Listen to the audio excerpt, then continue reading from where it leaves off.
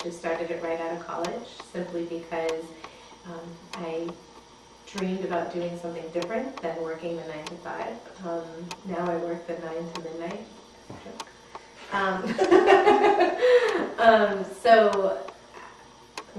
Did a lot of freelance work and fell in love with the client relations and the creativity behind taking an idea or a product and bringing it to life and bringing it in front of the people that actually needed it and pulling out those stories. So jump ahead now over, Chris came on board. We were growing, and my skill is creativity and understanding someone's story and knowing how and where to tell it. Chris's skill is business process and development.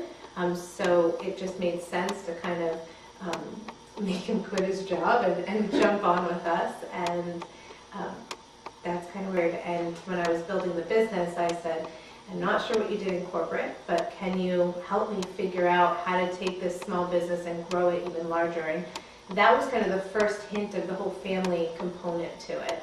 And I think I loved it so much because in business it's so hard to kind of really open up and tell everybody everything about what's going on and the truth behind the pros and cons of a client, our CFO. And so these conversations between the three of us, our family events, we have to just remind ourselves, like, let's give ourselves 15 minutes to talk business, and then the rest of the time let's just enjoy being family. But we have our cousin writes for us, so it never started out to be family, but then I quickly realized that in order for me to have the trust and build what I want to build, I need to be able to have people involved in it that know me really, really well. And know my intent on it. He was working He on the was company. working. He really wanted to retire. But He wanted to retire. We finally let him retire last year. But no, he was working with me, going on client meetings. He was handling all of the books, everything, actually.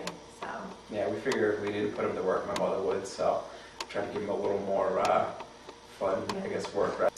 My mother does a big family dinner, and we really will only talk about business for 10 or 15 minutes, and then the rest of the time it's just brother and sister. And sometimes I miss that. Like, I just want to yell at you like a brother, not as a coworker. I'm 100% not wanting to disappoint the other.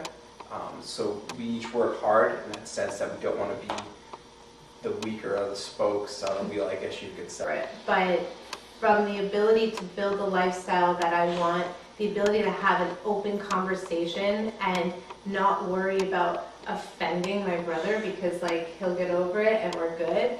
And owning a business, you have the highest highs and the lowest lows, and it's the people that you surround yourself, your spouse, your friends, your family, that get you through those lowest lows. And that's kind of what we did.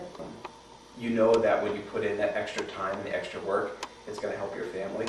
Versus with the corporate America, you put in the extra time and extra work, and the only result is you get more work to do. You start working with clients, if you truly believe and know what you're doing and actually have the confidence, they feed off that. I think if you don't have that, they can see very, very quickly the uncertainty in you.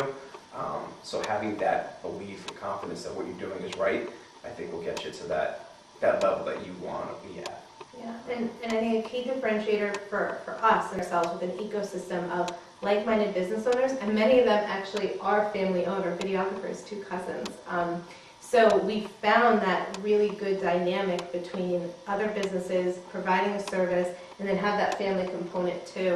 That, I mean, when we have lunches, it's a big kind of family cahoot.